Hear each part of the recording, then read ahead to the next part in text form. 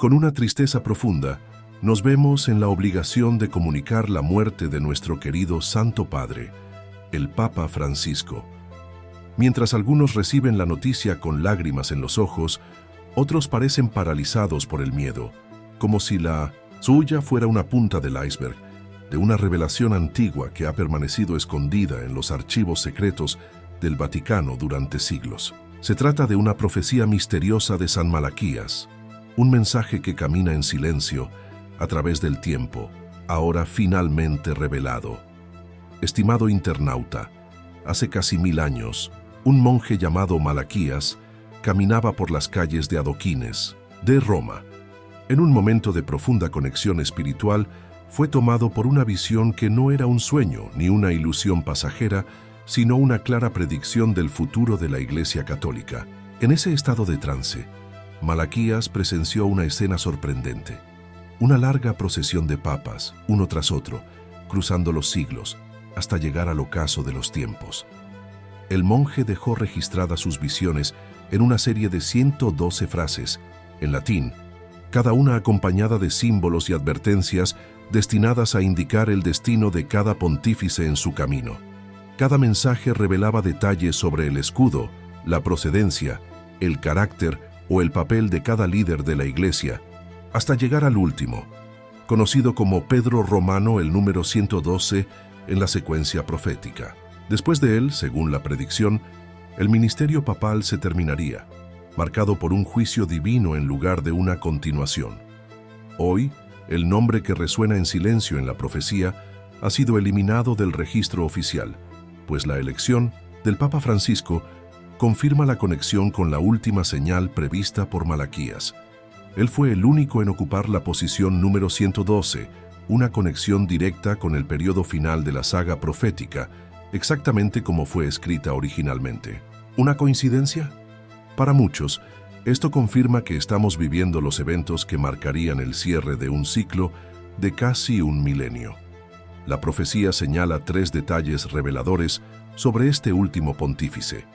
Su nombre será Pedro, su origen será de Roma, y su período de ejercicio será marcado por dificultades y tribulaciones intensas. Y sin duda, Francisco encaja perfectamente en ese perfil. Desde el inicio de su pontificado, todo apunta a una clara conexión con las antiguas predicciones. Después de todo, él es el 125 Papa, justo como Malaquías describió, y tiene raíces profundas en la ciudad eterna, Roma, de donde sus antepasados italianos emigraron en busca de un futuro mejor en Argentina. Aunque nació en un barrio modesto, en la capital argentina, sus raíces familiares están en Italia, en Piamonte, en una época de turbulencias, el fascismo y una economía frágil.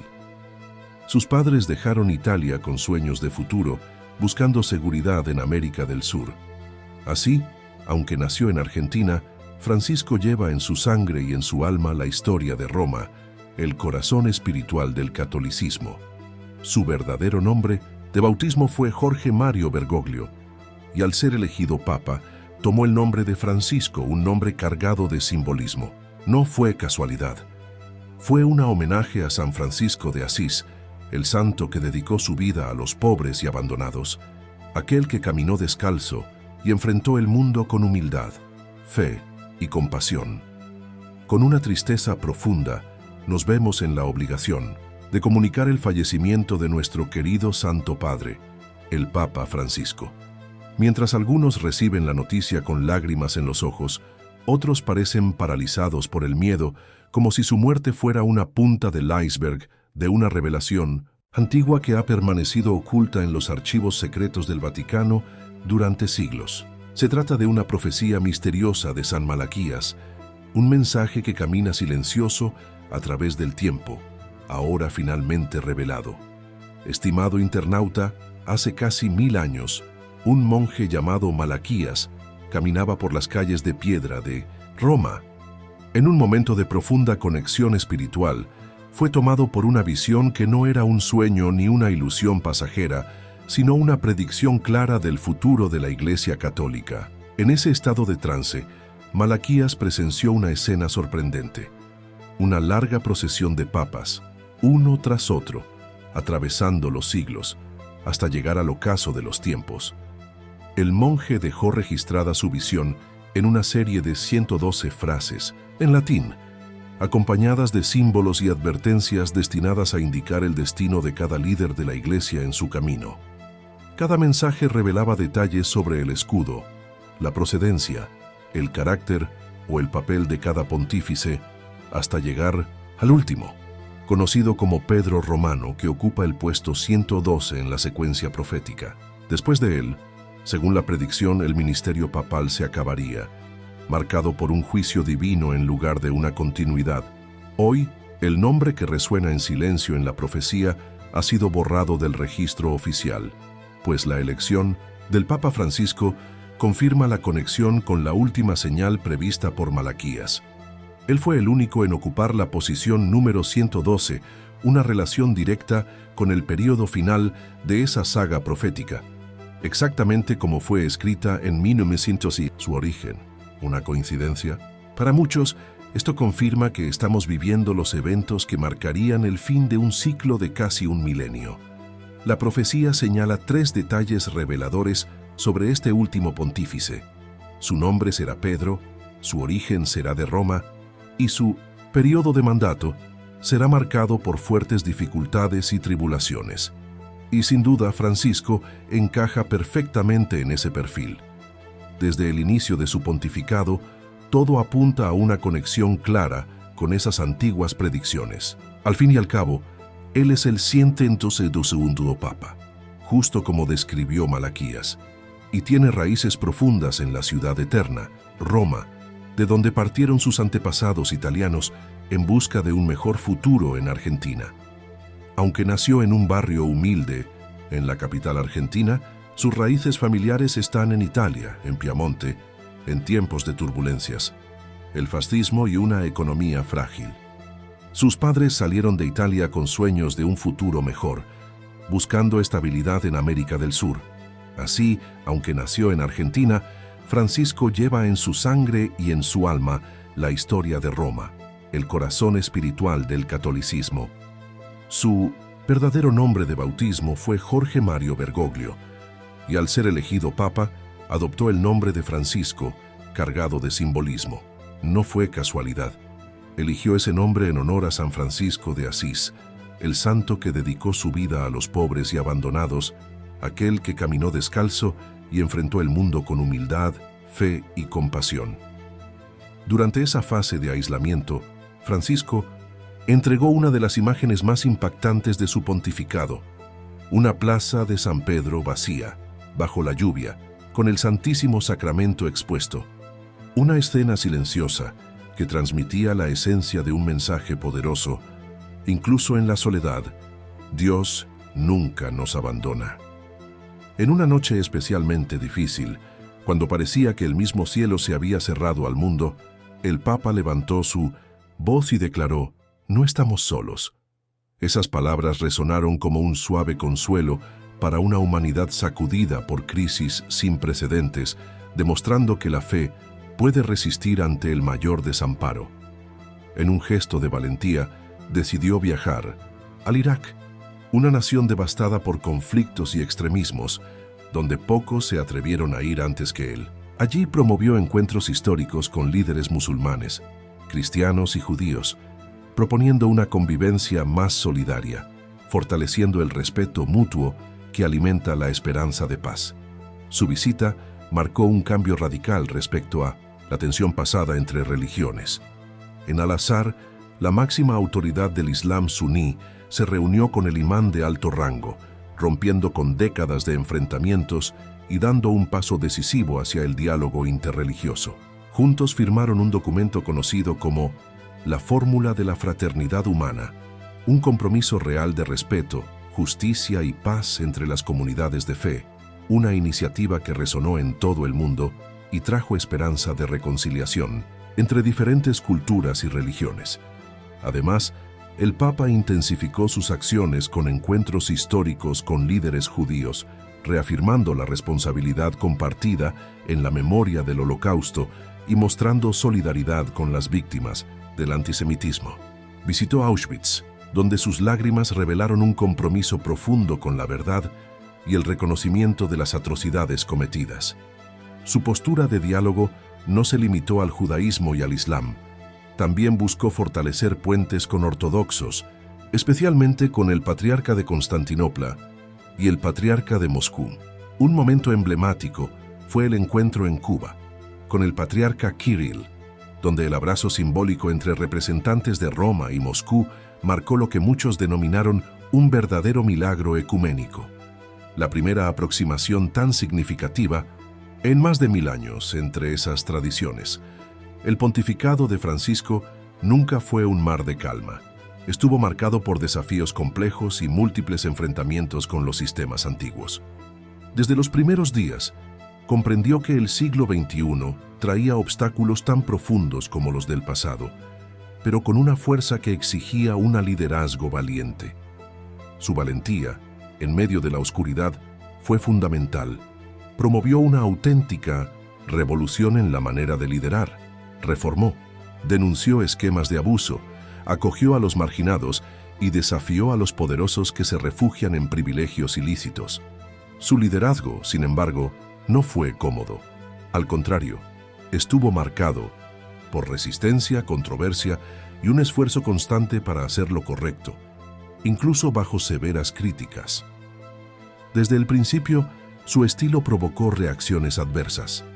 Él rechazó ostentar la tradicional capa roja, símbolo de poder, y evitó vivir en el grandioso Palacio Apostólico, optando por residir en la Casa Santa Marta, una sencilla hospedaje. No habló en latín, no usó ropas extravagantes y, sobre todo, no intentó agradar a quienes prefieren mantener el statu quo. Su lema episcopal era claro: misericordia. El propio nombre revela su esencia, inspirado en esa escena bíblica en la que Jesús, caminando, miró a Mateo, a un cobrador de impuestos y considerado pecador, y hizo una elección sorprendente al llamarlo para seguirlo. Para Francisco, la misericordia no es signo de debilidad, sino la expresión más poderosa del amor verdadero. Una fuerza que transforma vidas. Él invitó a los fieles a abandonar la lógica de castigo, abrazando la lógica del acogimiento. Llamó a misioneros de la misericordia, a sacerdotes autorizados a perdonar incluso los pecados reservados al Papa, ampliando el concepto de perdón y persistiendo en la valentía de ver más allá del error, de comprender, de ofrecer esperanza. Visitó prisiones, hospitales, campos de refugiados, mostrando con su presencia que nadie está fuera del alcance del amor divino. Lavó los pies de migrantes, de mujeres y de personas de diferentes religiones, usando esos gestos como símbolos poderosos de que la misericordia no conoce fronteras, no discrimina, no tiene límites. Cada acción, cada palabra, cada silencio llevaba el mismo mensaje: el rostro de Cristo, el rostro misericordioso debe ser reflejado en el mundo. Así como Malaquías predijo, Pedro el Romano alimentará su rebaño entre muchas tribulaciones. Y esa fue justamente la forma de su mandato. Su misión estuvo marcada por la valentía, el diálogo y la compasión, incluso enfrentando las mayores dificultades. Y ahora, como también predijo la antigua profecía, su pontificado llega a su fin. Pero el mensaje final es que se cierra una era, aquella de las 7 colinas. Después de todo, Roma, la ciudad eterna que se asienta sobre 7 colinas, no es una metáfora vacía. Como se describe en el libro de Apocalipsis, la ciudad de Roma simboliza esas 7 colinas, un misterio que resuena en la historia, un símbolo de poder, de fe y de misterio, cuya esencia permanece viva hasta hoy. Este momento final, tumultuoso y dramático, revela que una era está a la vista de cierre. Como Malaquías predijo hace siglos, todo lo que es antiguo, todo lo que representa poder y tradición, necesita pasar por una transformación profunda. Y la ciudad de las 7 colinas, símbolo de Roma, permanece como un recordatorio, una potencia de historia, fe y complejidad, cuya esencia sigue vigente en cada rincón, en cada piedra. Ella representa tanto la sede del poder temporal como espiritual, y en su trayecto se reflejan toda la historia del propio Papa Francisco, un puente entre el pasado de glorias y el futuro incierto, pero lleno de esperanza. La profecía, que es un mensaje que atraviesa los siglos, concluye con un aviso sombrío y poderoso. Bajo la apariencia de una ciudad fuerte y segura, vendrá el juicio terrible para juzgar al pueblo. Esa frase breve lleva una carga emocional y espiritual inmensa, indicando que el periodo de transición y transformación no será fácil, que la hora del juicio final, en sentido espiritual, moral y social, está inminente. Y todo apunta a que ese momento de juicio no se refiere solo a una crisis temporal, sino al fin de una era de injusticia y opresión, dando paso a una nueva fase de renovación o de caída. La narrativa apocalíptica relacionada a las 7 colinas no es solo una metáfora, sino una clave para entender lo que muchos llaman el fin de los tiempos, una crisis global, un cambio de paradigma, así como en la descripción del Apocalipsis, donde la mujer sentada sobre las 7 colinas simboliza poder y dominación. Esa ciudad, Roma, también encierra en sí un peso de historia, misterio y profunda transformación. Es un recordatorio de que lo que ha ocurrido a lo largo de milenios todavía resuena en la actualidad y que la hora del juicio puede estar más cerca de lo que imaginamos. Por tanto, esa última frase, poderosa y dramática, nos invita a reflexionar. Estamos viviendo el cierre de un ciclo, de una era de poder, de tradiciones arraigadas que tal vez deben ser renovadas o cuestionadas. Y como la profecía ha orientado durante siglos, el futuro que nos espera requiere valentía, discernimiento y una actitud de esperanza, una esperanza que solo se fortalece con la certeza de que los cambios, por más dolorosos que sean, forman parte de un plan mayor, de una orden divina que rige el tiempo y el destino de los pueblos.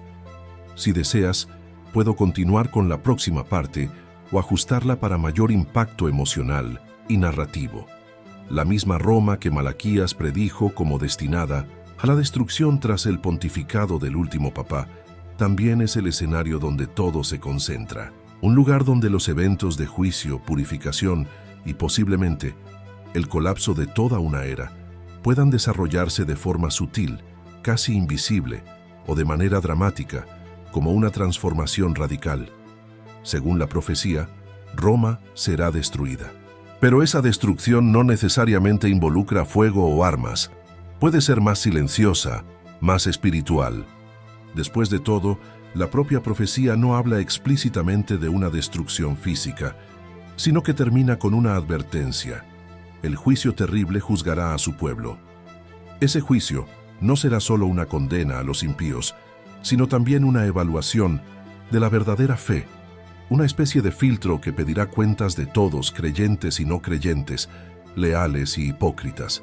La profecía de San Malaquías no es solo una predicción del fin de los tiempos, es una advertencia concreta, una alerta que, aunque algunos traten de relegarla al mito o a la leyenda, se está cumpliendo de forma tan precisa que incluso los más escépticos han sido obligados a guardar silencio ante su evidencia. Los primeros signos históricos que parecen alinearse con esa profecía comenzaron con el Papa Celestino II, elegido en 1143. La misma descripción de la predicción lo llamó ex castro Tiberis, una referencia exacta a Guido di Castello, que nació a orillas del río Tíber y desempeñó su papel como cardenal en una iglesia cercana al castillo de Santo Ángel. Esa precisión geográfica no deja dudas. Se trata de una interpretación literal y concreta, no simbólica. Siglos después, en la era moderna, la predicción continuó cumplirse con detalles sorprendentes.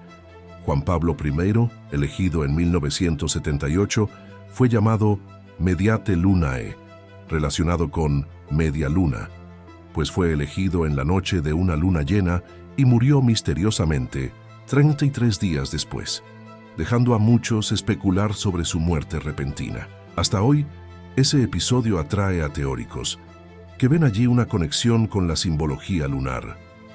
Después vino Juan Pablo II, cuyo nombre en la profecía era el Hijo del Sol, o sea, Filius Solis.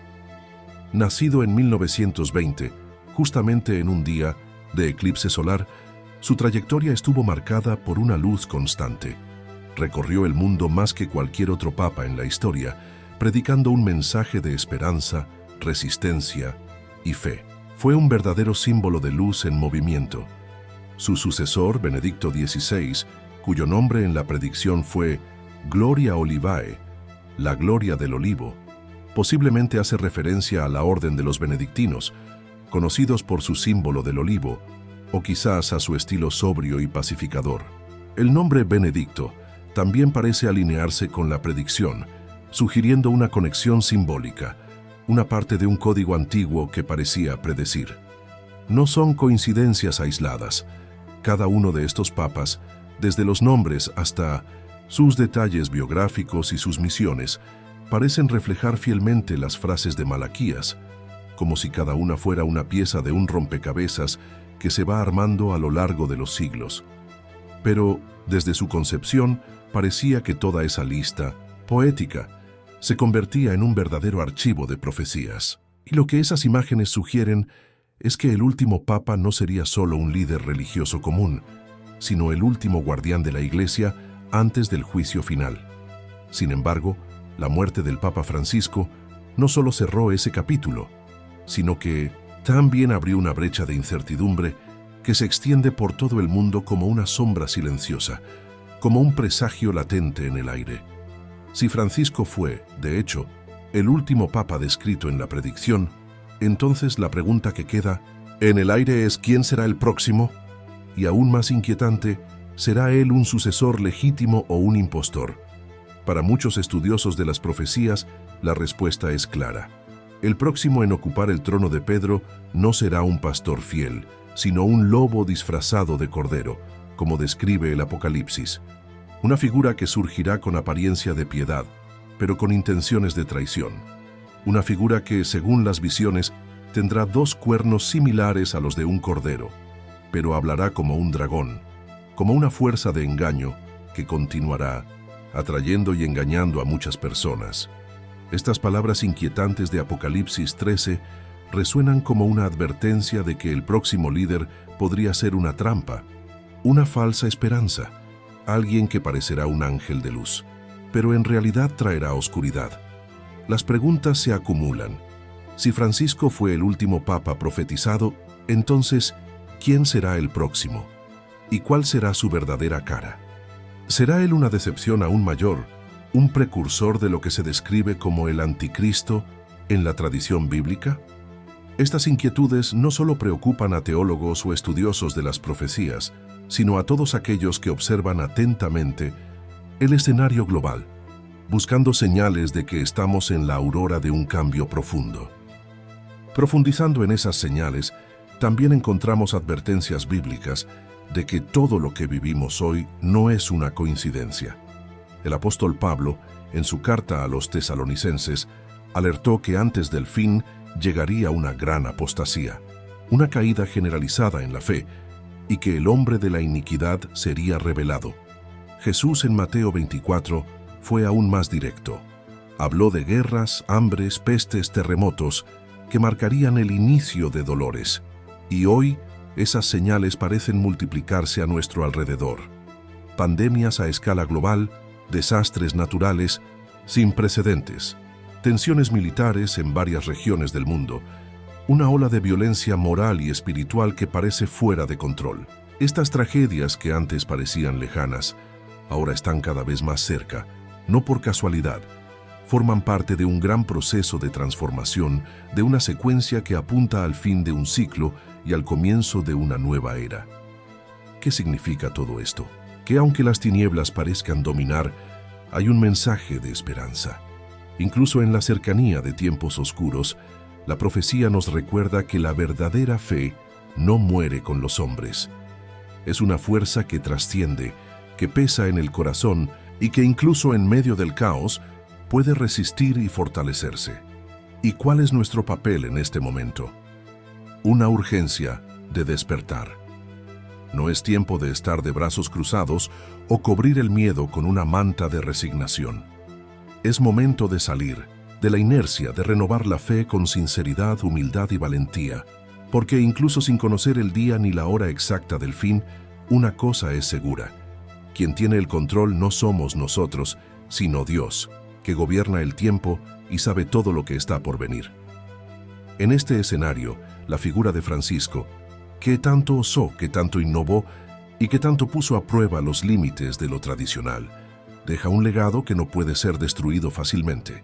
Él fue el Papa que rompió protocolos, que bajó del palacio para estar al nivel de la multitud, que colocó a San Francisco de Asís como ejemplo de simplicidad, misericordia y amor. Un líder que eligió la coherencia, el diálogo y la verdad, por encima de cualquier fórmula de poder o ostentación. Su legado es un mensaje duradero. La cara de Dios se revela en aquellos que sufren, en aquellos que pagan un precio por su fe, en aquellos que, en medio del dolor, encuentran esperanza. Así, al partir, dejó un símbolo de la verdadera esencia del cristianismo. Una iglesia que no busca la perfección, sino la humanidad. Una iglesia que desea vivir la misericordia y no la apariencia. Una iglesia que intenta volver a su fuente, más pura, que es Jesucristo. Hoy, después de años de desafíos, de cambios y de valentía, podemos afirmar que el mayor legado de Francisco no fue una reforma puntual, sino una renovación estructural en la cultura del encuentro, en la comprensión de que el amor y la compasión son el núcleo de toda misión cristiana. Su presencia física se va, pero su mensaje permanece vivo. Y como la misma profecía deja claro, el camino de pruebas y purificación aún no ha terminado. Continúa, y lo que vendrá después depende de nuestras acciones, de nuestra fe y de nuestra esperanza. Que en la memoria de Francisco haya inspiración para todos nosotros. Que su valentía nos motive a ser más humanos, más misericordiosos, más fieles al verdadero espíritu de Cristo. Que su ejemplo sirva como faro en la oscuridad, guiándonos en la dirección correcta, porque incluso en la mayor de las tinieblas, la luz de la fe nunca se apaga. Que su alma encuentre paz, después de tanto buscar ese descanso, y que el cielo lo reciba con brazos abiertos. Descansa en paz, querido Francisco. Su misión fue cumplida, pero su ejemplo resonará por toda la eternidad. Amén.